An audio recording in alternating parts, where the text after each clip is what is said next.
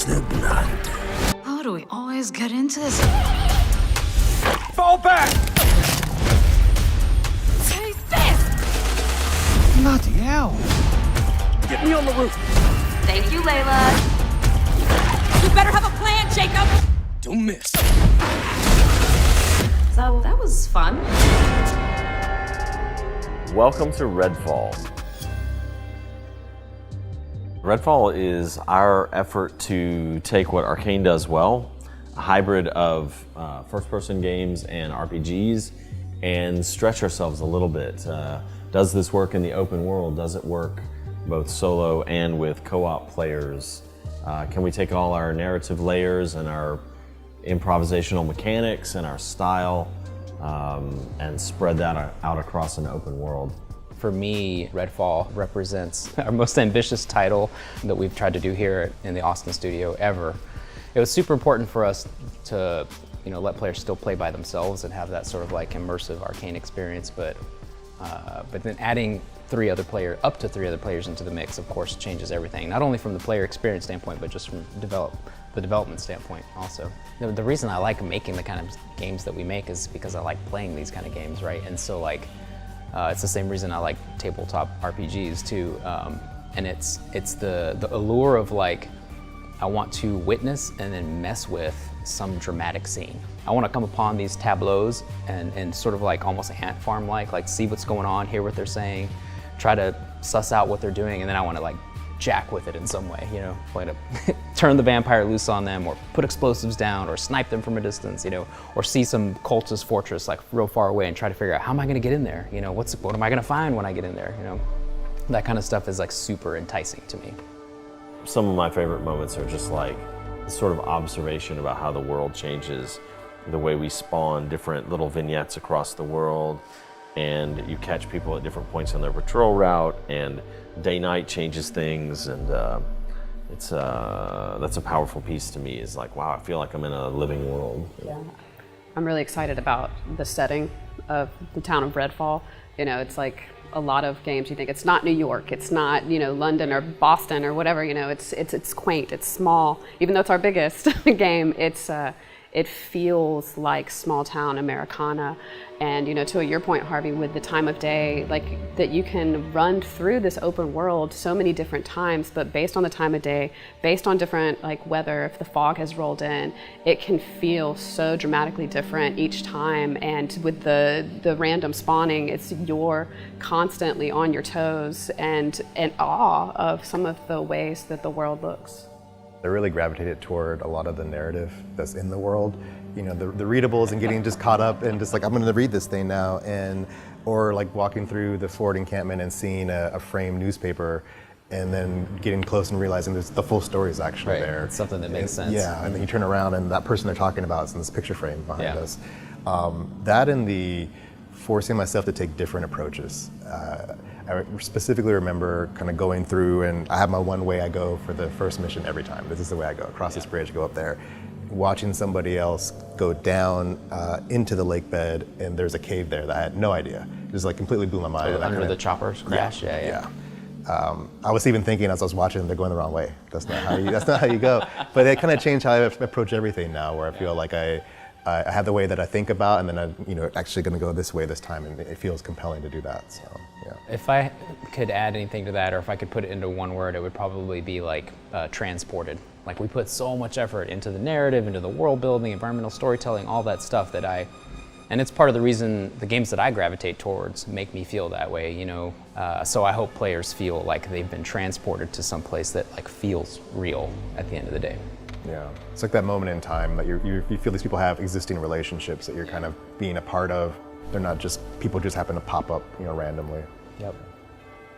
And one word we've used for this game throughout the whole time is spooky. We're not a horror game, so I hope there's not jump scares per se, right? There may have been mimics. a few. Yeah, I was there's been a few in Prey. But so I hope people feel they can take the time to explore, but there is still that edge that there could be anything right around the corner. So you're not necessarily standing up in your seat from fear, but hopefully there's that little bit of spooky element that you just never know what you're going to encounter. story of Redfall begins with this idea that these like really smart, wealthy biotech entrepreneurs came to the island. They weren't from the island originally. They bought up some property and they started doing some research into like longevity experiments and life extension and things like that. Probably seen stuff like that in the news recently with people doing weird stuff with biotech startups. And that, started to go south really quickly, get a little like morally questionable, without giving spoilers away. The end result was they turned themselves into vampires. And one of the distinctives about our game is that the vampires in our game and the vampirism that they have is not, it's not a disease, it's not an accident, it's not something that you can cure. It's not like, oops, I got a cold and let me take this medicine and get rid of it and now I'm back to my normal kind self or whatever. The people who became vampires and the people who become vampires in our game, in a sense, they already were vampires on the inside, right? It's more like a metamorphosis, not a disease that they caught. And so it's definitely this like horrible evil that's like taken hold of the island that needs to be resisted and fought. They're not innocent people that you're trying to save. And they slowly, like a frog boiling in water, they slowly took over the town and consolidated all the power. And that's where players find themselves now at the beginning of the game. We wanted to do something that was recognizable as vampires, but also a fresh take, or a less common take. So, if they don't have fangs and they're not afraid of the sun and they don't drink blood, then they're not vampires. They have to have those elements to be vampires, basically. But we wanted our vampires to be derived from science. But we wanted to avoid the crosses, garlic, running water kind of stuff in lieu of like, these are vampires that wanted this to happen to them. They wanted to live forever, even at the expense of other people, even if it requires the blood of others. They're horrible monsters. None of them are romantic interests or aspirational. Well, they are. I mean, maybe you're into they're them. Like they're beautiful. Most of them are beautiful. They're aspirational. It's like what they envision themselves, that they're just they're great. It's like their own ideal self, they're which is manifesting fancy clothes and they're stylish. It's like what they themselves envision themselves as. Idealized predators, yeah. And people who play the game will see the ecology of the sort of bootlicking cultists that follow them, that want to be made vampires, and the humans that have been converted. The vampires can modify them in different ways. Not all of them become vampires. Nothing as grandiose as that. Some of them become like different types of familiars that are part of the gameplay ecology, all the way up to the vampires, and then sort of like specialized versions, named versions, like the vampire underbosses and things like that. And then we have a series of vampire gods, which are the most twisted, most changed by the whole process. And those serve as sort of chapter breakpoints across the game. And the vampire gods are like they have the most power. They're the ones trapping you on the island, right? They've pushed the waters back. They're the ones that have blacked out the sun. They're tremendously powerful. I really latched onto the idea of them being dangerous people regardless. Kind of like you were saying, like they're irredeemable in that they're just being unleashed, and you're storing their true self at this point, right? For me, the cultists gave me a really nice view into the vampires, because we were talking about how they've already kind of become their worst self. But I think through some of the conversations with the cultists, you get to discover what that actually means, and just how horrible you have to be to even just get to that point. So yeah, and then you can still end up not being a vampire at the end of the day. So which is in some ways showing the mirror of how they are really awful, because they may not still turn you into the vampire. Yeah, like Harvey touched on this a little bit a second ago, but like the vampires, first of all, the cultist has to want to become a vampire, and then the vampires have to share some of their blood with them. And so so I always picture that like some of the cultists are like, I hope I get turned into like a really badass vampire and then I can do whatever I want. But the vampires can choose instead to turn them into these other horrible things. Like one of them is called a blood bag, which is just like this grotesque creature that it's like a vampiric version of a milk cow, but it just produces like excess, bloated amounts of blood for the vampires to sip on whenever they're a little thirsty. But I love the writing for the blood bags is that they exalt in it. They love it.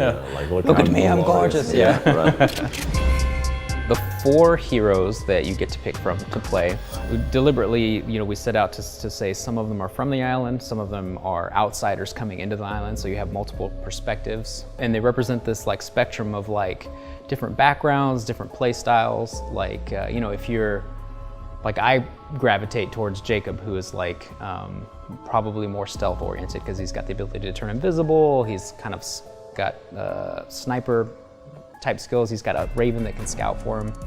And all the way on the other end of the spectrum, you've got somebody super wacky like Devinder, who's like got a bunch of crazy gadgets that allow him to do bizarre things like, plant javelins in the ground that spark lightning everywhere or teleport around.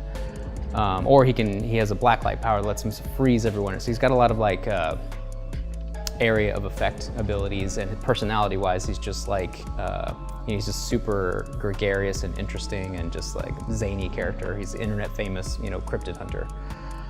So I think there's like, with the 4 heroes, there's a little bit of something for everyone. Depending on what your playstyle is and what kind of you gravitate towards in terms of like personality. Yeah, and the funny thing about Devinder is I think he actually wants to be on the island to be researching what's happening. Yeah, it's true. He's happy that, at some level, he's happy that something crazy like this is happening because it validates his like theories or whatever. I think it's also fun to think about who and why are they on the island. Like Layla was living here. She was a college student.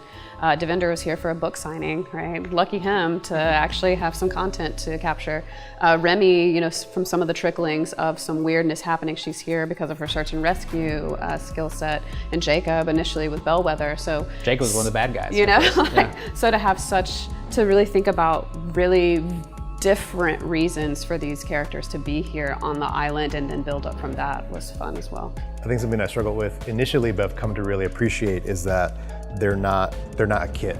This isn't just, this is the tank and then this is the healer and this is this. There's so much nuance to how you play each of these characters. Like, Devinder, it would be real easy just to say he's the gadget guy, but that doesn't really encapsulate everything that he can do. He has a little bit of crowd control, a little bit of traversal, and then like a big AoE, versus like Remy has Brabant with her, and that kind of has a lot going on there, but then also has her sticky bomb, and like that's really given me a lot of like joy to kind of discover how I want to play these characters and beyond just like the high level summary of them.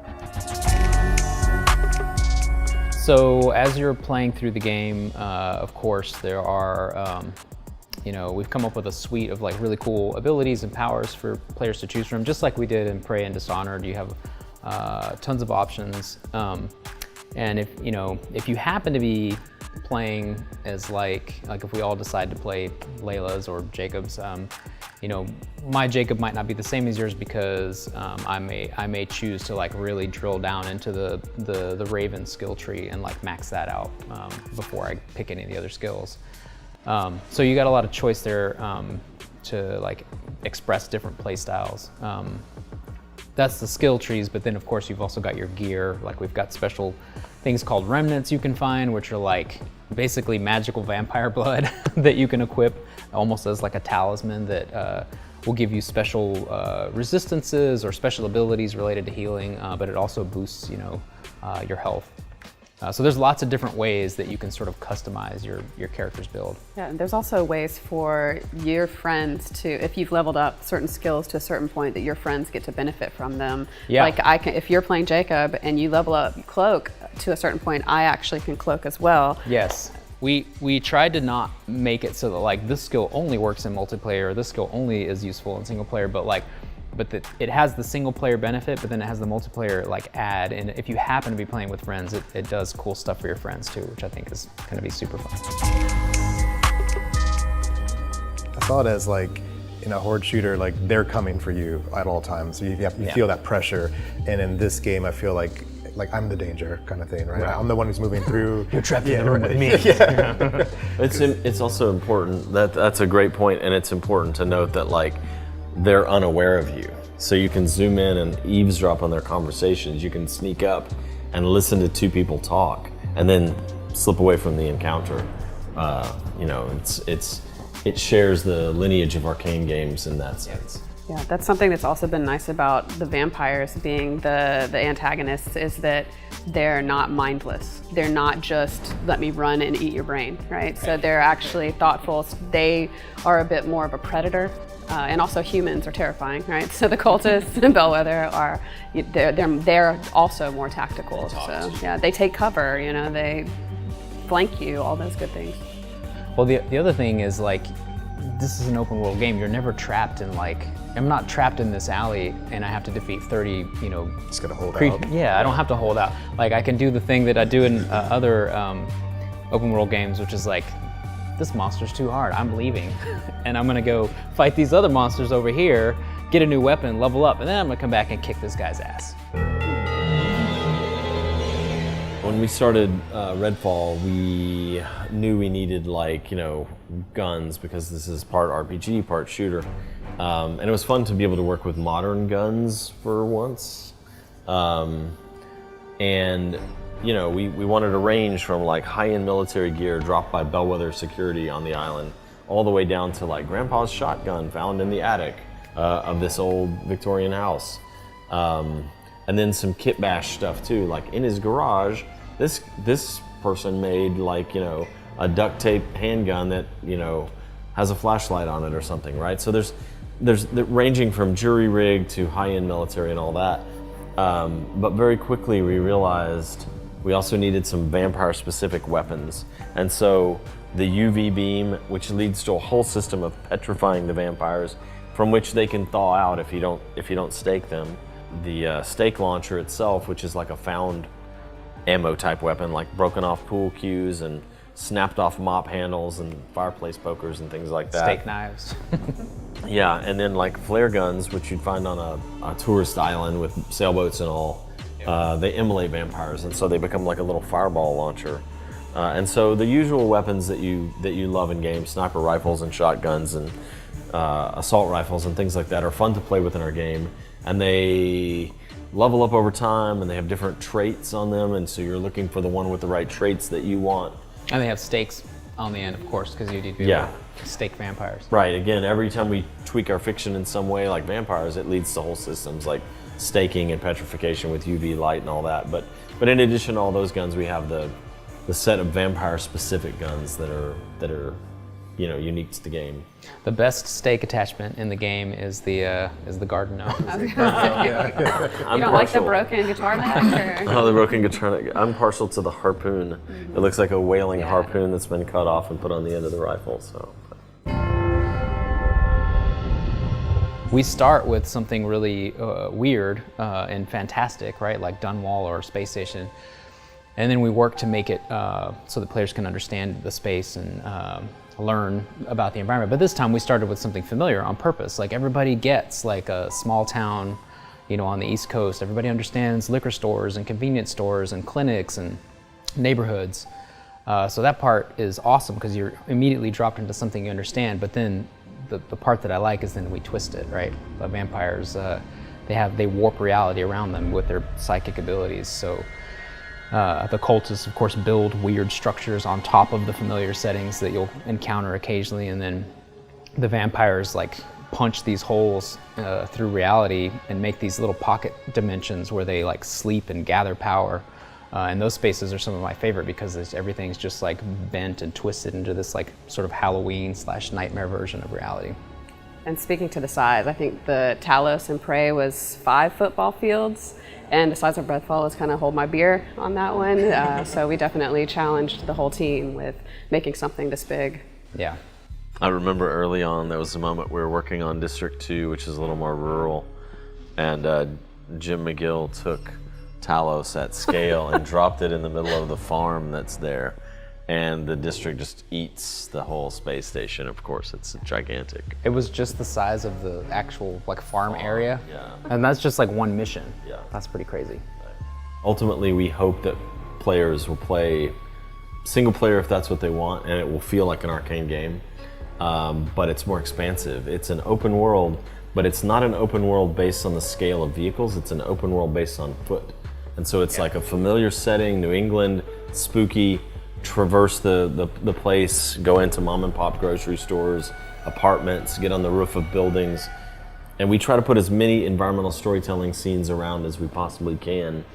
And so it just feels very lived in. I think the thing that's compelling to me about the open world, and this is true in other open world games that I love, but it's just like how easily the player can get distracted, you know, with like some other wondrous thing or some interesting point of interest. Like you always set out with like, I have this goal in mind. I'm going, you know, to the shipyard or the farm to rescue this person or collect this thing. That's my mission.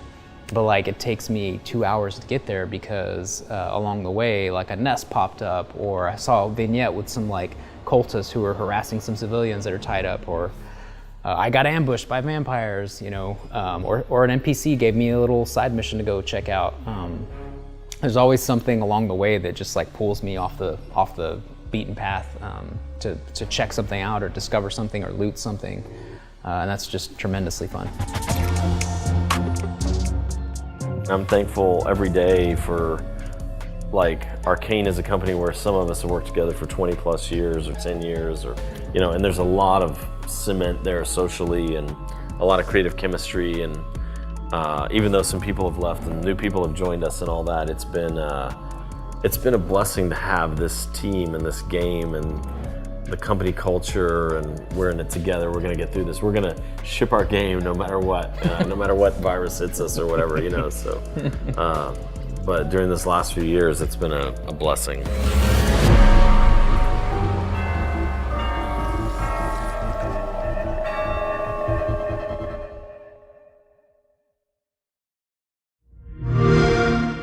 Play it day one with Game Pass.